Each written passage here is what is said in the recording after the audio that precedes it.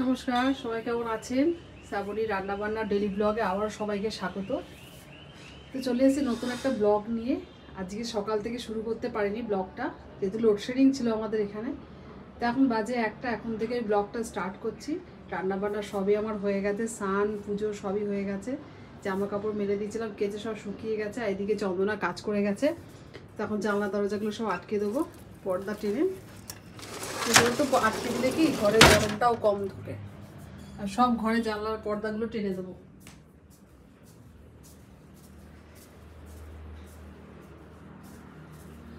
আর প্রচণ্ড যত বেলা হয় দেখো রোদের হিটটা কীরকম বাড়ে, মানে রোদের দিকে তাকানোও যায় না, এত রোদের তাপ। তার পর্দাগুলো টেনে দিলে কি হয়, ঘরগুলো একটু ঠান্ডা থাকে।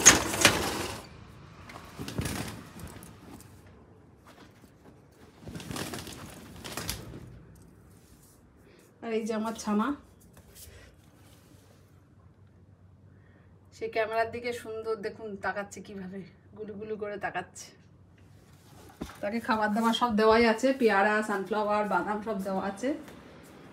আর এদিকে দুপুরে রান্না বান্না সব কমপ্লিট করে নিয়েছি আজকে সকাল সকাল। তো আজকে সব নিরামিষ বলতে কি ডিমের অমলেট করব পরে খাওয়ার আগে। এদিকে ভাতও বসিয়ে দিয়েছি, গ্যাস ট্যাস পরিষ্কার করে ভাত বসানো হয়ে গেছে। যে বাসন টাসন সব চন্দনা ধুয়ে রেখে গেছে। আর এদিকে রান্না করেছি পাতলা মসুর ডাল পেঁয়াজ ফোড়নে, ঢেঁড়স পোস্ত করেছি, উচ্ছে ভাজা আর বেগুনের ঝাল করেছি, এই যে সর্ষে বাটা দিয়ে বেগুনের ঝাল। তো এই হচ্ছে আজকে দুপুরের মেনু। আর এর সঙ্গে ডিমের অমলেট করবো খাওয়ার আগে। যেহেতু গতকাল মাংস টাংস খাওয়া হয়েছে, সেই জন্য আজকে একদম হালকা লাইট রান্না বান্না করেছি। ভাবলাম ডিমের ঝোল করব, কিন্তু না, বাড়ির সবার অর্ডার ডিমের ঝোল নয়, ডিমের অমলেট করো। হ্যাঁ ঠিক আছে, খুবই ভালো কথা। তখন ভাত তো একটু ফুটে উঠলে, ভাত ফুটে গেছে, একটু বন্ধ করে রাখবো। ভাতটা ফুটিয়ে বন্ধ করে রেখে 5 মিনিট পরে ধরিয়ে দিলে কি দেখবেন সেই ভাতটা না খুব সফট হয়, খেতেও ভালো হয়। মোটামুটি কাজ আমার সব কমপ্লিট, পুজো টুজোও সব দেওয়া হয়ে গেছে। এক এক করে সবাই স্নান করবে, আমারও হয়ে গেছে স্নান, আমার বরেরও স্নান হয়ে গেছে। এবার ছেলে স্নান করলেই ভাত বসিয়ে দিয়েছি, খাওয়া দাওয়ার পাটটা মিটিয়ে নেবো। শুধু খাওয়ার আগে ডিমের অমলেটটা করবো। এদিকে গাছগুলোর 2-3 বার করে জল দেওয়া হয়, এই জন্য গাছের চেয়ারা দেখুন কত সুন্দর, এখনও গাছের গোড়া ভিজে আছে। আর এই গাছটা যেহেতু নর্থ বেঙ্গল থেকে আনা হয়েছিল, সেই জন্য এই গাছটা শীতকালের গাছ, মানে শীতে ফুল দেয়। আর এত গরমে গাছটাকে সবসময় নিচেই রাখতে হয়, নাহলে না একটা গাছ অলরেডি মরে গেছে আমার, সেই জন্য এই গাছটাকে খুব যত্ন করছি যাতে গাছটা ভালো থাকে। আর এদিকে বাটিতে জলও দিয়ে রেখেছি যাতে পাখি টাকিতে এসে খেতে পারে।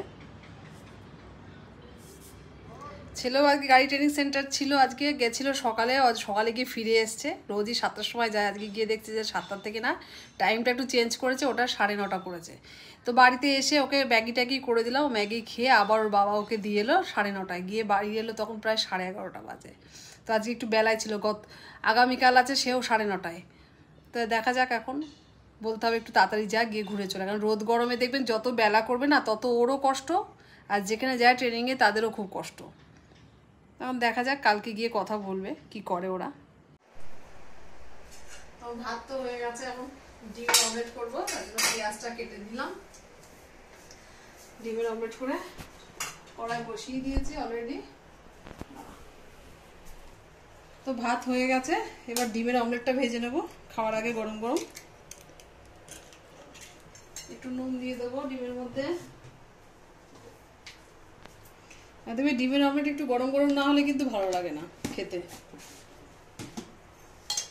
গরম গরম ডিমের অমলেটটা ভেজে এখন ভাত বেড়ে দেবো খেতে।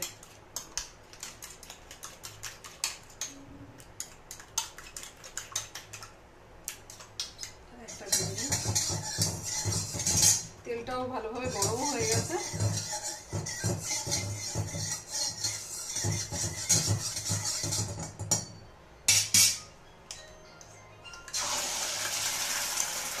ডিমটা দিয়ে দিলাম কড়াইতে।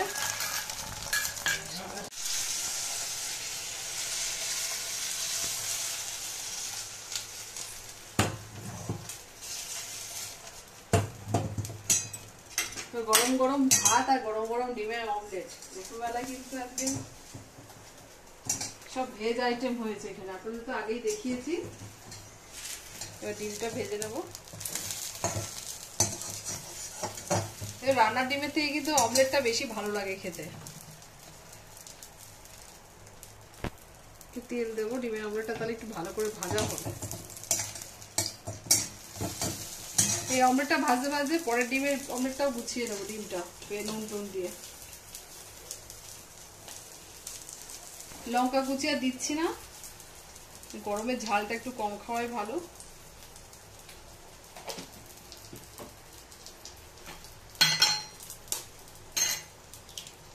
তো দুটো ডিম আপাতত ভেজে নিলাম, ছেলেটা পরে ভাবো, ছেলে যেহেতু একটু পরেই খাবে, আমার ওর বাবারটা ভেজে নিলাম। আর এই যে এখানে সবজি তো দেখিয়ে দিয়েছি আপনাদের, ঢেঁড়স পোস্ত, উচ্ছে ভাজা, বেগুনের ঝাল, আর এই যে পাতলা মসুর ডাল। এখন এই যে ভাতটা বেড়ে নেবো, নিয়ে খেতে দিয়ে দেবো।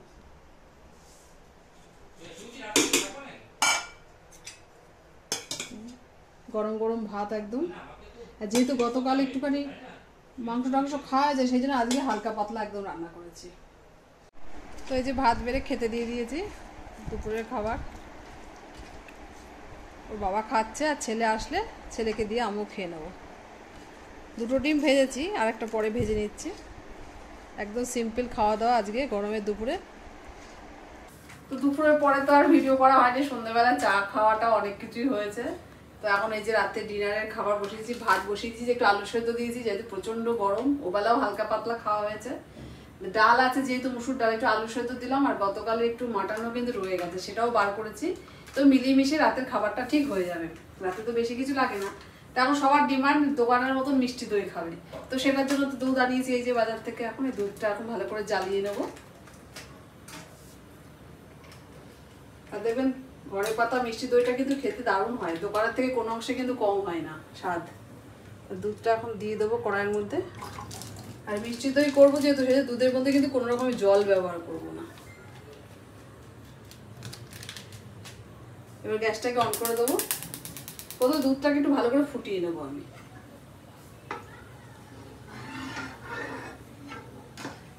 ঘরের পাতা মিষ্টি দই কিন্তু দুধটা দোকানের মতন টেস্ট আনতে গেলে দুধটাকে কিন্তু খুব ভালো করে ফুটিয়ে নিতে হবে, একটু ঘন করে, তবেই কিন্তু ওই টেস্টটা আসবে। আর মিষ্টিটা আমি দেবো, আপনারা যে পরিমাণ মিষ্টি আপনারা খাবেন সেই পরিমাণ মিষ্টি দেবেন, আমরা যেমন খাবো সেই পরিমাণ মিষ্টি দেবো। যেভাবে আমি করছি এইভাবে করবেন, একদম দোকানের মতনই টেস্টটা আসবে। আর এই গরমে রাত্রিবেলায় রাতের খাবার তার সঙ্গে দই মানে একটা বিভৎস অবস্থা। প্রচন্ড গরম পড়ছে, অন্যদিন তাও হাওয়া থাকে, আজকে সন্ধ্যের থেকে একটু হাওয়া নেই, পুরো একটা গুমোট ওয়েদার। এখন বৃষ্টি বাদলা না হওয়া পর্যন্ত ওয়েদার আর চেঞ্জ হবে না। তো ভাতটা তো ফুটে গেছে, ভাতটা একটু বন্ধ করে দেবো আমি মিনিট 5-এর জন্য। ভাত আমি সবসময় একটু বন্ধ করে করে ভাতটা করি, তাতে কি ভাতটা খুব সফট হয়। তো ভাত ফুটে গেছে, বন্ধ করে দিলাম। এদিকে দুধটাকে ফুটিয়ে নেবো ভালো করে। আর এদিকে একটা প্যানও নিয়ে নিয়েছি, এর মধ্যে একটু চিনি দেবো।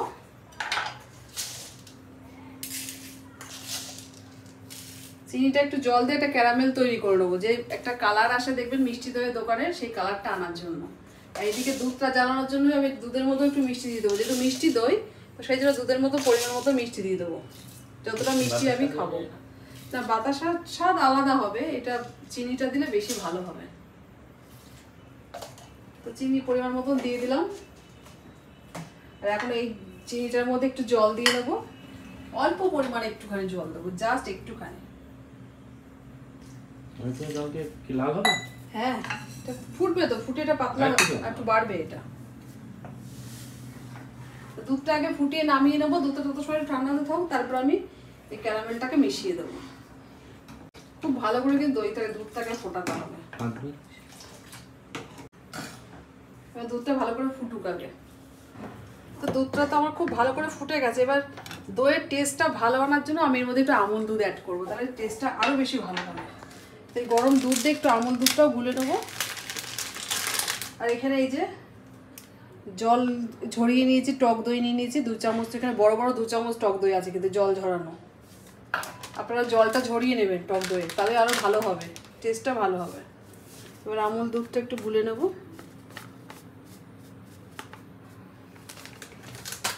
আপনারা চাইলে শুধু এই দুধ দিয়েও করতে পারেন, কিন্তু আমুল দুধটা দিলে কি হয় টেস্টটা খুব ভালো হবে। এবার গরম দুধ দিয়ে একটু আমল দুধটা গুলিয়ে নেবো।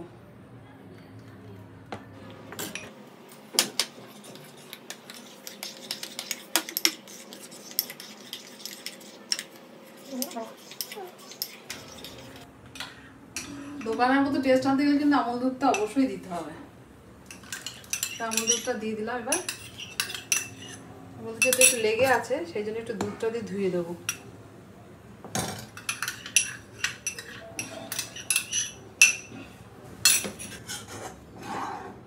এবার দুধটা যেহেতু ফুটে গেছে, এবার দুধটাকে নামিয়ে রেখে ক্যারামেলটাকে তৈরি করে নেবো। দুধটাকে এখানে নামিয়ে রাখলাম। এই প্যানটার মধ্যে চিনি আর একটু জল দিয়ে দিয়েছি আমি। আর এরকম একটা বোলের মধ্যে কিন্তু মাটির হাঁড়িতে পাতলে খুব ভালো হয় দইটা, যেহেতু মাটির হাঁড়িটা আমার ঘরে এখন নেই আপাতত। তবে এরকম একটা বোলের মধ্যেই দইটা পাতবো। এখন গরমকাল তো এরকম বোলের মধ্যে দিলেও দইটা বসে যাবে, কোনো অসুবিধা হবে না। দিয়ে ভালো করে একটা প্লেট দিয়ে ঢেকে আমি একটা চাদর দিয়ে এটাকে আটকে দেবো, যাতে জায়গাটা গরম থাকে। দেখবে দইয়ের জায়গায় গরম না হলে কিন্তু দইটা ঠিকঠাক বসতে চায় না।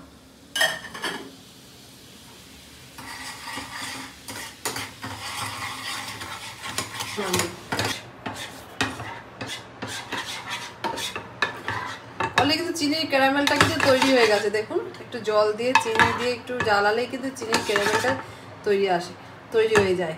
আপনারা চাইলে এটা বাদ দিয়েও মিষ্টি দই করতে পারেন, কোনো অসুবিধা নেই। কিন্তু এটা দিলে দোকানের মতন টেস্টটা আসবে বা দোকানের মতন রংটাও আসবে। তো কালারটা আমার কিন্তু দেখুন সুন্দর এসে গেছে। এটা আমি দুধের মধ্যে এখন মিশিয়ে দেবো।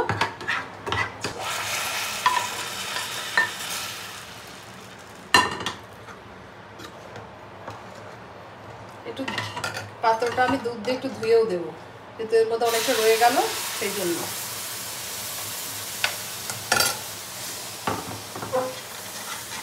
যেটুকু লেগে থাকলো আমি এই দুধ দিয়ে এটা ধুয়ে দিলাম। দেখুন কালারটা কত সুন্দর এসছে।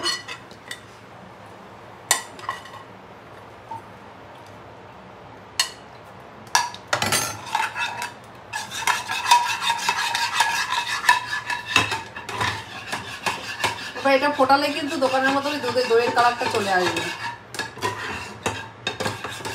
ধুয়ে ভালো করে দুধের মধ্যে দিয়ে দিলাম। আবার আমি দুধটা একটু বসিয়ে দেবো। এবার দুধের ক্যারামেলটা দিয়ে দুধটা একটু জ্বালিয়ে নেবো।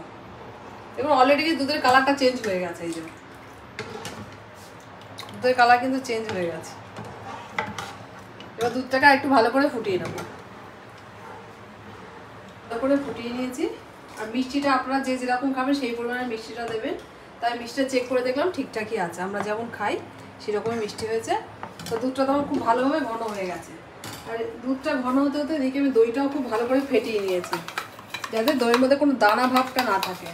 আর সবসময় দইয়ে কিন্তু জল ঝরিয়ে নেবেন, জল ঝরিয়ে নিলে সেই দইটাতে খুব ভালো হয়। তো দইটা এখন ফেটানো থাক। তো গ্যাসটা অফ করে এবার দুধটাকে আমি ঠান্ডা করতে দেবো। এত গরম দুধে কিন্তু দই দিলে দুধটা নষ্ট হয়ে যাবে, কেটে যাবে। তো এখন গ্যাসটাকে অফ করে দেবো। দুধটা একটু ঠান্ডা হোক, যখন ওম গরম থাকবে তখন আমি দইটা এর মধ্যে অ্যাড করবো। তখন আমি গ্যাসের চুলা থেকে এটাকে নামিয়ে রাখবো।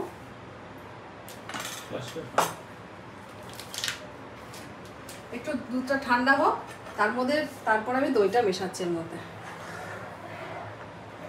কখনোই বেশি গরম দুধে কিন্তু দই দেওয়ার চেষ্টা করবো না, তাহলে কিন্তু দুধটা কেটে যাবে, নষ্ট হয়ে যাবে দুধটা। দুধ ঠান্ডা হয়ে একদম ওম গরম থাকবে, তখন দইটাকে অ্যাড করতে হবে।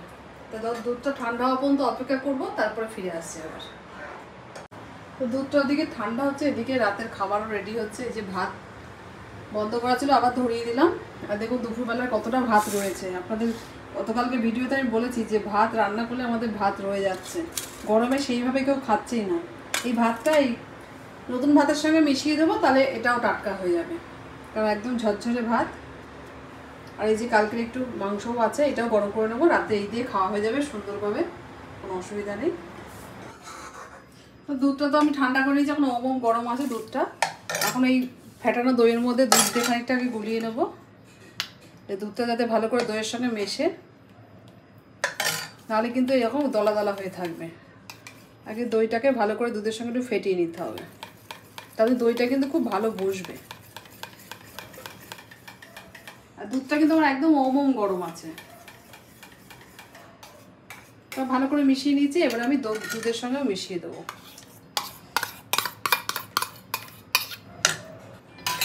পুরো দুধটা ভালো করে মিশিয়ে নেব দইয়ের সাথে।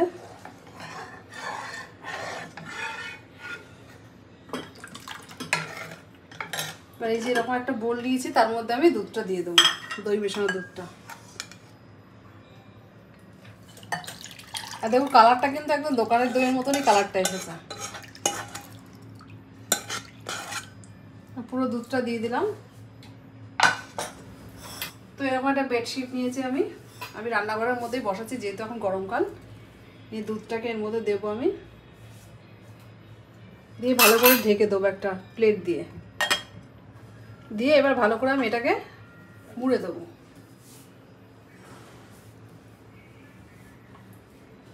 ব্যাস, আমার কিন্তু দই বসানো রেডি। এখন এইভাবে আমি 2 থেকে 2.5 ঘন্টা রেখে দেবো। ফিরে আসি 2 থেকে 2.5 ঘন্টা পরে যে দইটা কেমন বসলো আপনাদেরকে দেখাবো। তো 2.5 ঘন্টার জায়গায় 2-4 ঘন্টা হয়ে গেছে দই বসিয়ে দিয়ে, আমার আর খেয়ালও ছিল না। এবার দেখে নেবো দইটা কেমন জমলো, নিজেও দেখবো আপনাদেরকেও দেখাবো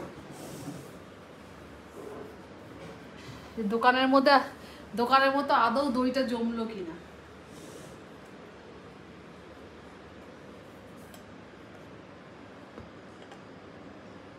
দেখুন দইটা কত সুন্দর জমে গেছে, দেখুন একদম টাইট হয়ে গেছে দইটা। এই যখন হাত দিচ্ছি আঙুলে কিন্তু কিছুই লাগছে না, পরিষ্কার একদম সুন্দরভাবে টাইট হয়ে জমে গেছে। তো দোকানের মতন কত সুন্দর ইজি পদ্ধতিতে দোকানের মতন দই তৈরি হয়ে যায়, আপনাদের নিশ্চয়ই আর করতে অসুবিধা হবে না। এইভাবে আপনারা বাড়িতে মিষ্টি দই দোকানের মতন বানিয়ে খাবেন, দারুণ হয় কিন্তু খেতে, সুন্দর হয় খেতে। তো আজকে দইয়ের রেসিপি সমেত ব্লগটা যদি আপনাদের ভালো লাগে লাইক শেয়ার কমেন্ট করবেন, আর সাবস্ক্রাইব করে কিন্তু অবশ্যই আমার চ্যানেলের পাশে থাকবেন। আর কমেন্টের মাধ্যমে কিন্তু জানাতে ভুলবেন না যে ভিডিওগুলো কেমন লাগছে।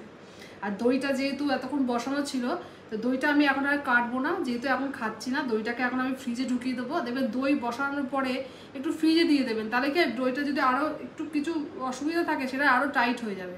তো এখন আমি দইটাকে অন্তত আরও 2 ঘন্টার জন্য, এখন যেহেতু এখন খাবো না, আমি এটাকে ফ্রিজে ঢুকিয়ে দিচ্ছি। ফ্রিজে ঠান্ডা হোক, তারপর এটাকে কেটে খাবো। তো দেখা হচ্ছে নেক্সট ভিডিওর সঙ্গে। টাটা। আর এরকম কিন্তু দোকানের মতন দই অবশ্যই কিন্তু বাড়িতে বানিয়ে খাবেন।